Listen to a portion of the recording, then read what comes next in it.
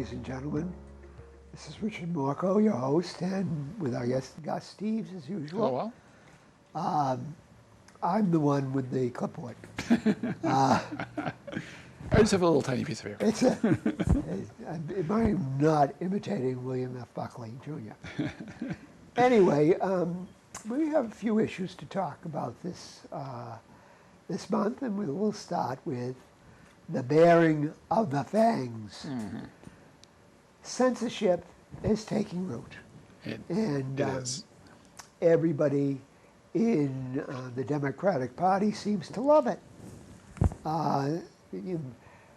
Robert Reich, economist, if I remember correctly, is calling for the arrest, I believe, of Elon Musk because he's big in misinformation or something. And misinformation is a word.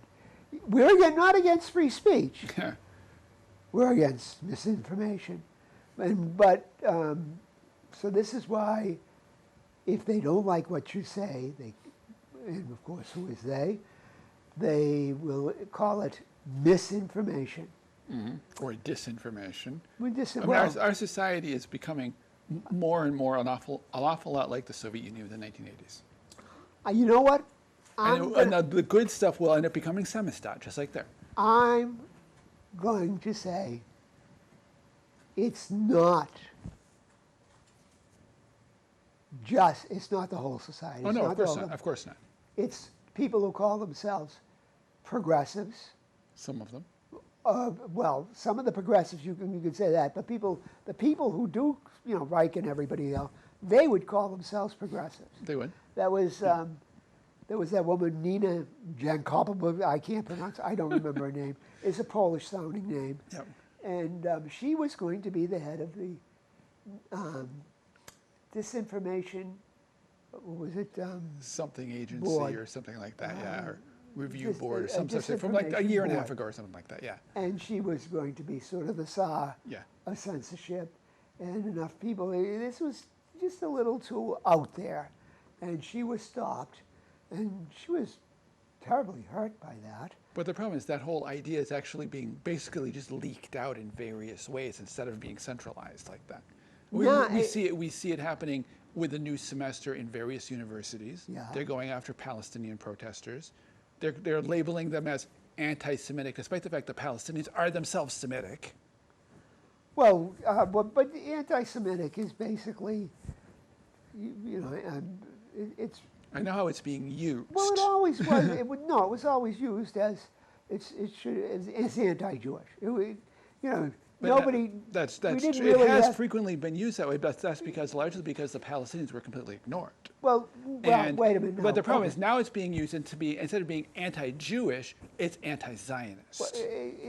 Well, that's what it is now. That's what it's become. In most of the late 19th, early 20th century, it was just anti-Jewish. Well, that's because the Zionism basically didn't exist at the time. But it was just bubbling up. But most people in Europe were not talking about, other than Jews, were not talking about. Absolutely, they weren't. I agree. Zionists. I agree with that. So the term was understood as anti-Jewish. It was at the time. That's true. So I mean, I would rather distorted. It's been but distorted. I would rather consider it probably still means anti-Jewish. Anti-Palestinian is a separate thing. So what we have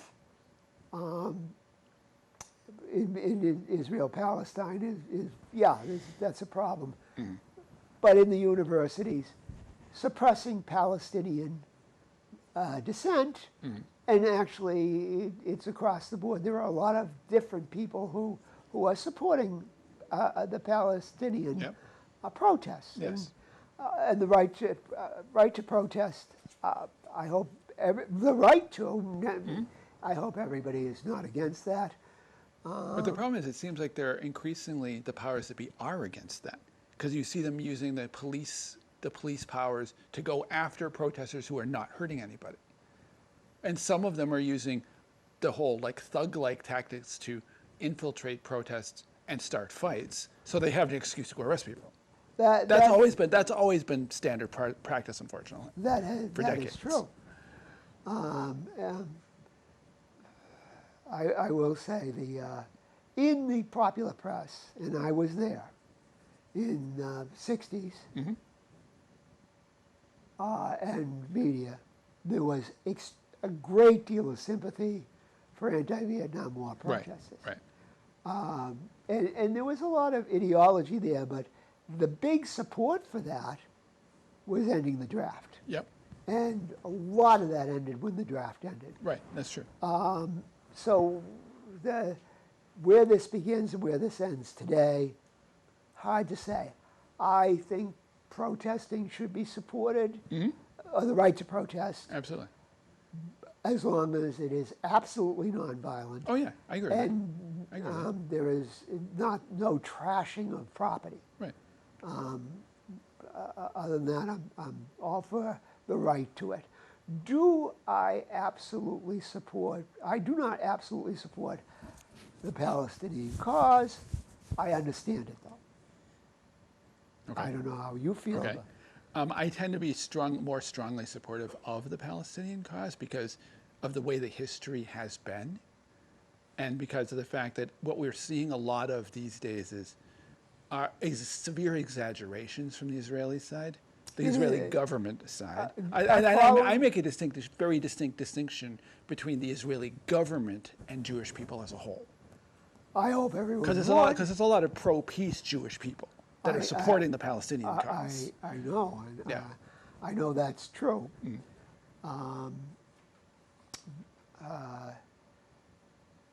But as to each cause, as a neutralist, I want us out of it. Well, I think we should be out of. We definitely should be out of this fight because we shouldn't We have should been be doing out this of in the the first Middle place. East. I agree with that. We should be out of Europe, and we should be out of Asia. I mean, we should be trading with the countries and having cultural exchanges with them, but not involved militarily. I completely agree. As to the Palestinian war, or the Palestinian Gaza war, It's not really a war, it's a massacre. people will say that October 6th, was it October 6th or 7th? 7th. Was an atrocity. They will say that in the American, much of the mainstream press. It was an atrocity. What's going on in Gaza is but much bigger atrocity. Okay, let me finish the point. The Gaza is Let destroyed. me finish the point, please. I saw it as similar to the Tet Offensive. Yeah. Came out of nowhere and at least won a semi-victory. And what they don't, and people in the mainstream press don't talk about the Hannibal Directive, No. which was the Israelis attacked their own people to stop the Palestinians. It was war. They did. It's war. And people say Israel has a right to fight back. Fine. But so do the Palestinians. Everybody has a right to fight back. I was not a direct participant, but I was involved in support of the Irish resistance and against the Brits, 70s, 80s, and 90s. Right. Nobody in the mainstream press said, "Well, the Irish in the North have a right to fight back." Nobody in the mainstream said that. That's true. And it's a game. But all news. It always depends on who the powers that be are. Yeah. In that case, in that particular situation, of course, and the same thing with Israel, is that the situation is our government and our media supported Britain on one hand and Israel on the other hand, and the people that we support can do no wrong. The people that we oppose can't do anything right.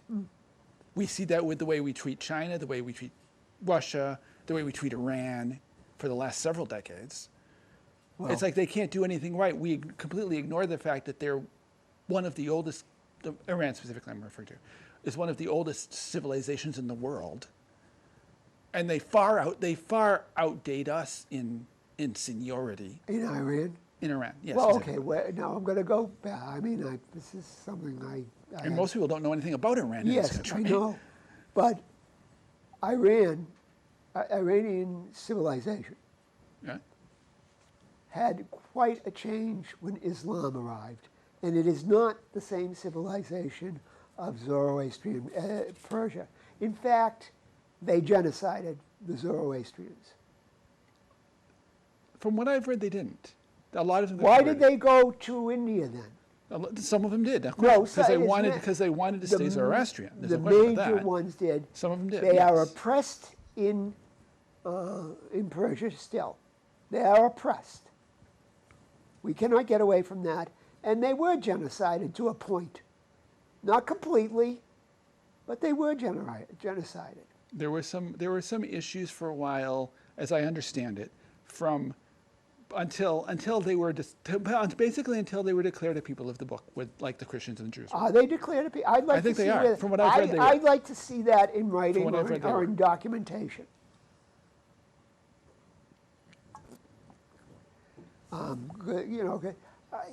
There is also a tendency among people to see the Palestinians as all good. And I Every think group has good they're behavior. done hard by far more. They have more to complain about than Israel does. I agree. But Absolutely. I don't want to call the Pope and have a case for canonization for Hamas. Mm-hmm. They're fighting their own corner. It's their battle. I want out of it. No, I want out of it too. We shouldn't, because I think our involvement in the Middle East is the primary reason, A, why it's getting so brutal, and B, it is also the primary risk for World War III in that part of the world. The more we're involved in some of these fights, the riskier it gets. Well, actually, I will say that I think bugging Russia with the proxy war is bringing us far absolutely. closer to Absolutely. nuclear. And in the Middle East, other than us, the only nuclear player could be Israel. Israel has them, yeah. And But the issue is if nukes fly in the Middle East and like Iran gets hit, Iran has a treaty with the Russians and the Chinese. So chances are if Iran gets hit, then Russia and China get involved in some way. And it's not gonna be, it wouldn't be good. it wouldn't be good. I cannot see. I could see Russia and China supporting Iran. Mm-hmm. I can't see them going to nuke, even if the Israelis set off one. I just can't. I see would it. hope not. I would hope not. The country that's really the problem is us in Ukraine, Yeah, I agree. bugging I agree with Russia, and at one point I cannot see. I would be shocked if Putin didn't say at one point, we have no choice. If we push too far. He keeps hinting at that over and over again in one way or another, and our government keeps ignoring it. He's been saying that kind of thing for like 3 years now. And the problem, of course, is what we should have done, a year and a half ago is pull Zelensky's plug and say, you're done. We're not playing with you anymore.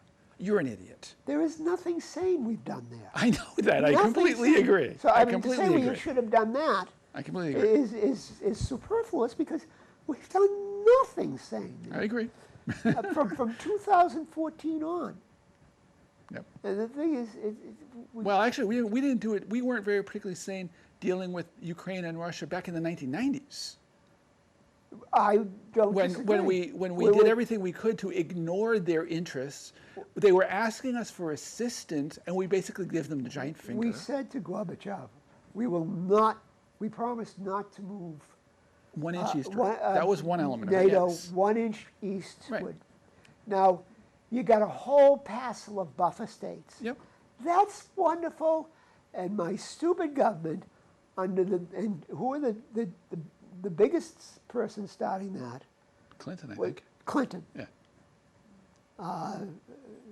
Bush, he didn't do anything good. No. And then you got the Obama administration, a little bit worse, but certainly more sane than this administration. Well, the Obama administration started the underlying support to the Ukrainian fight, the fight But in he the didn't Donbass. give that much in, he started the 2014. That stuff, yeah. But he didn't give much in armament That we know of. that we know of. Sure. Now, Trump said, yeah, we should get along with Russia before he was elected.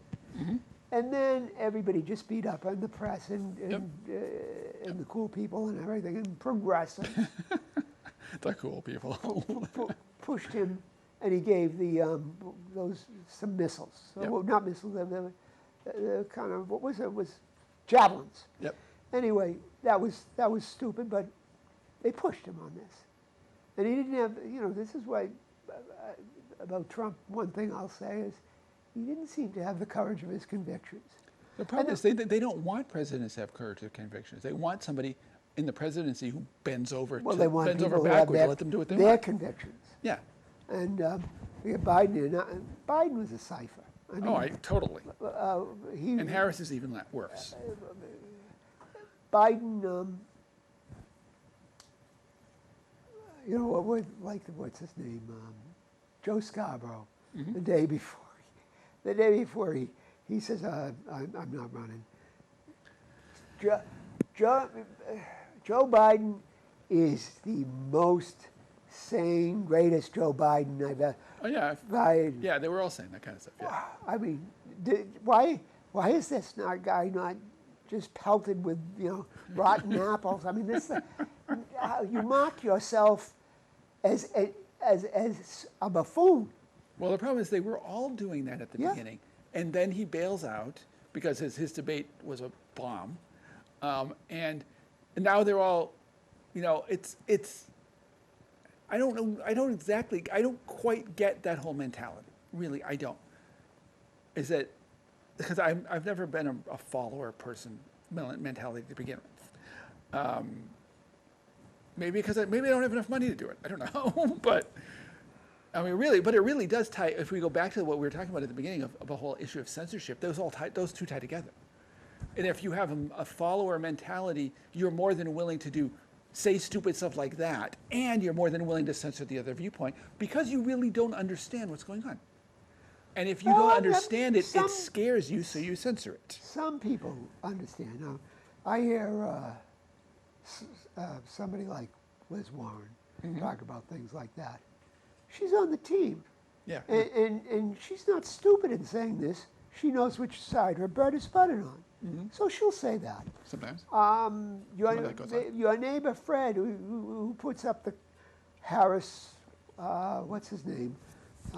Sign on the lawn. Yeah. That person is an idiot. I mean, Well, they're just followers because they don't pay attention to what's going on.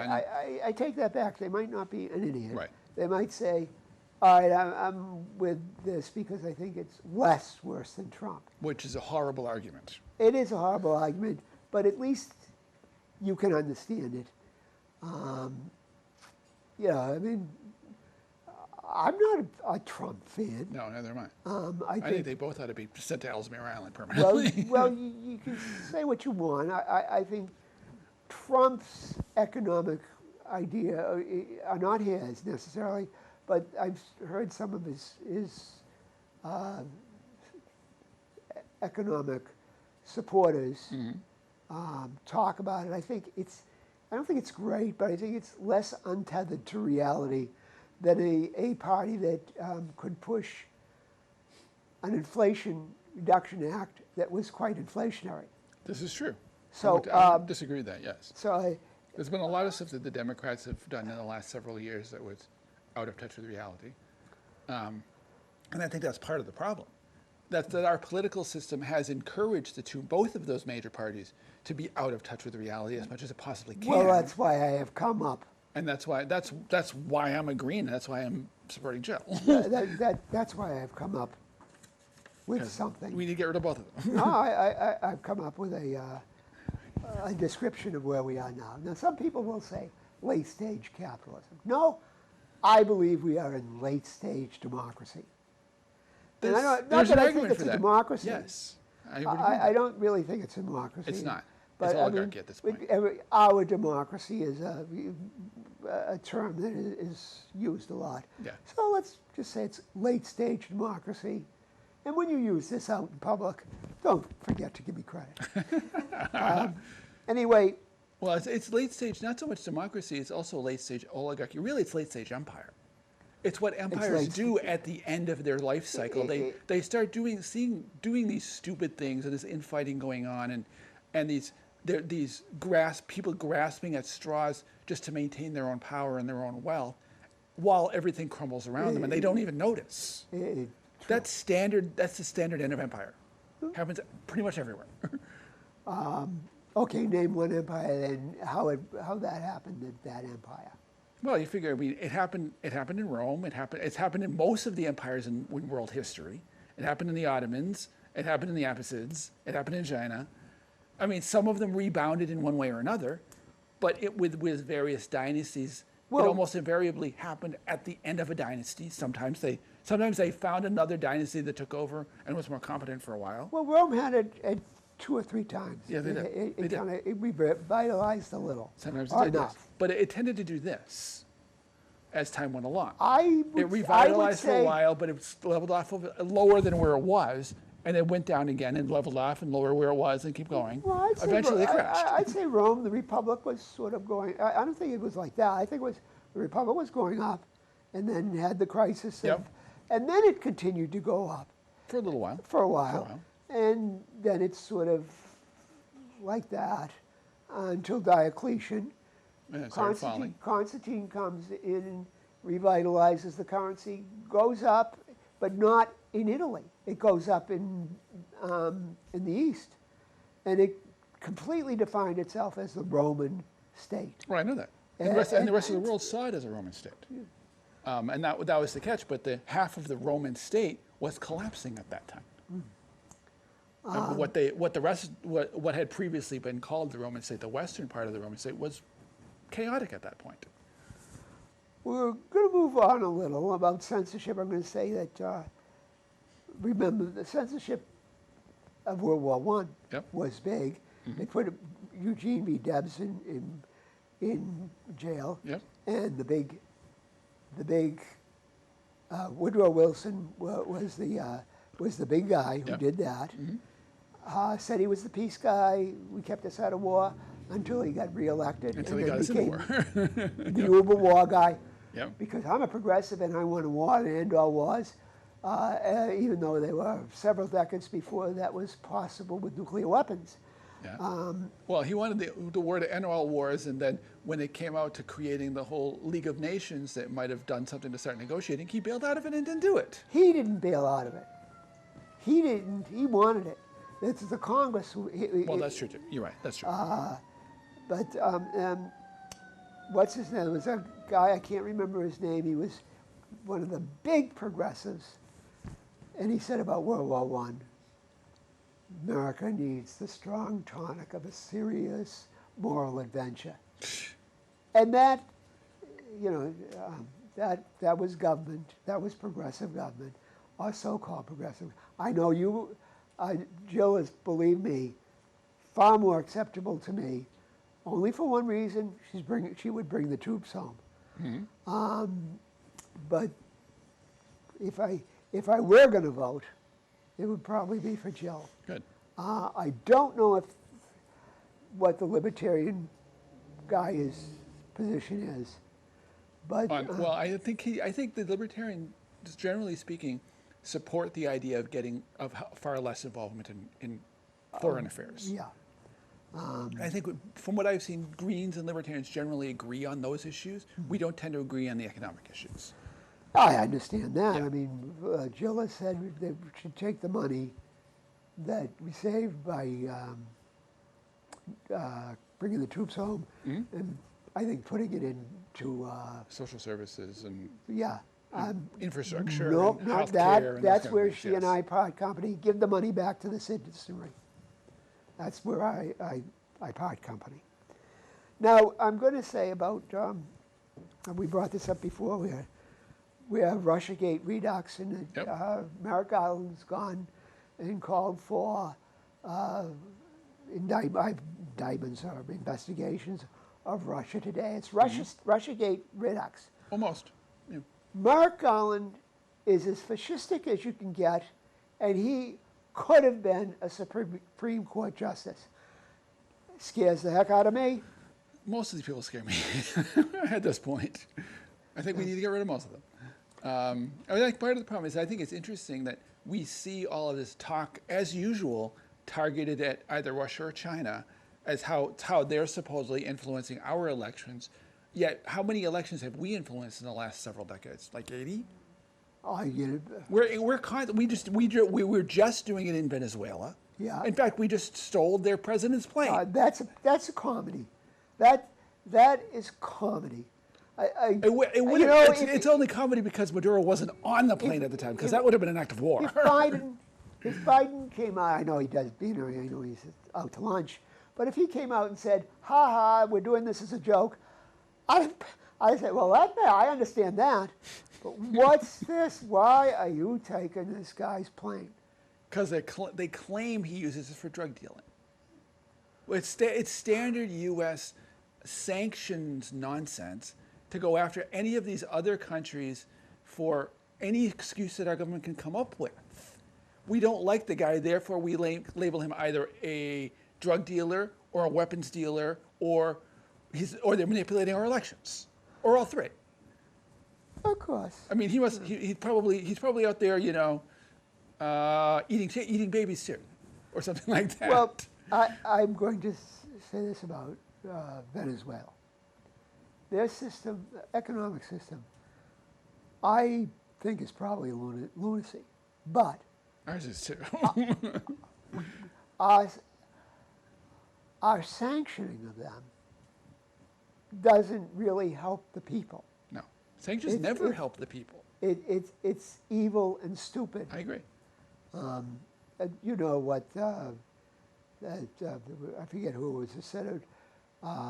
The Republican Party is the evil party.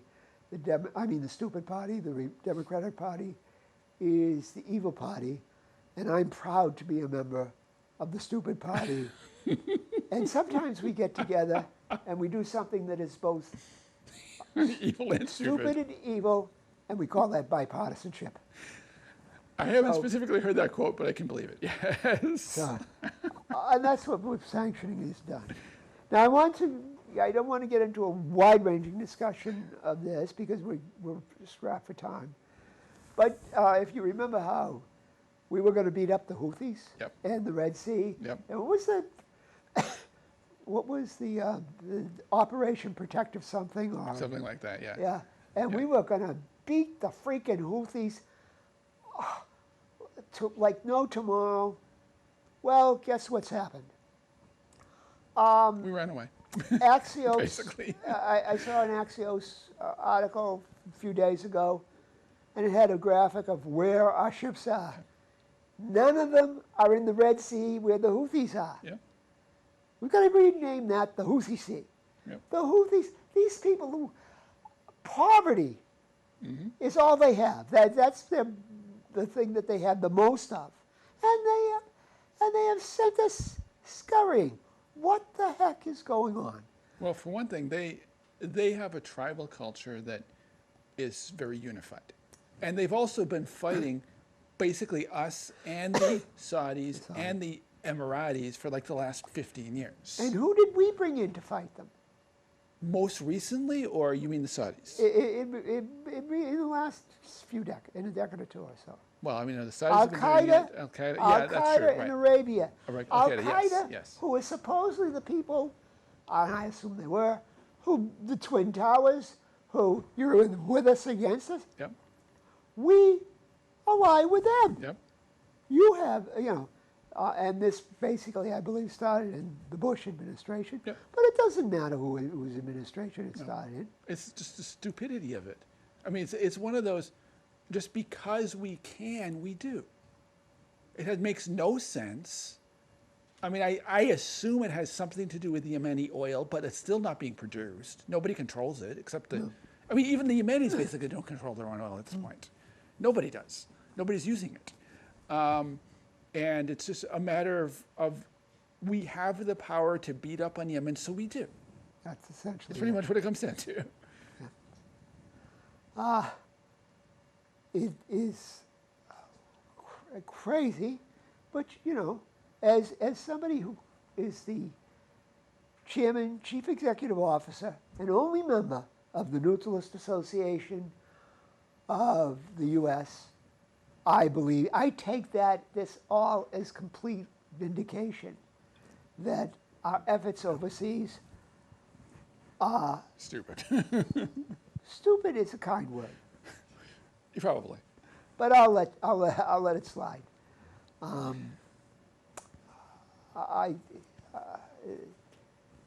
It's insane. It's insane. I don't really understand how we got into this mess. I mean, our country has been fairly militaristic for its entire existence. Yeah. But it has become it's been on militarism on steroids since the Soviet Union fell. It has. And it's insanity. And now we're talking, I just saw something about the Defense Department talking about, well, now the era of disarmament is over and they're going to start their arms race again. Between us and the Russians and the Chinese at the same time. Where are we getting the money for this?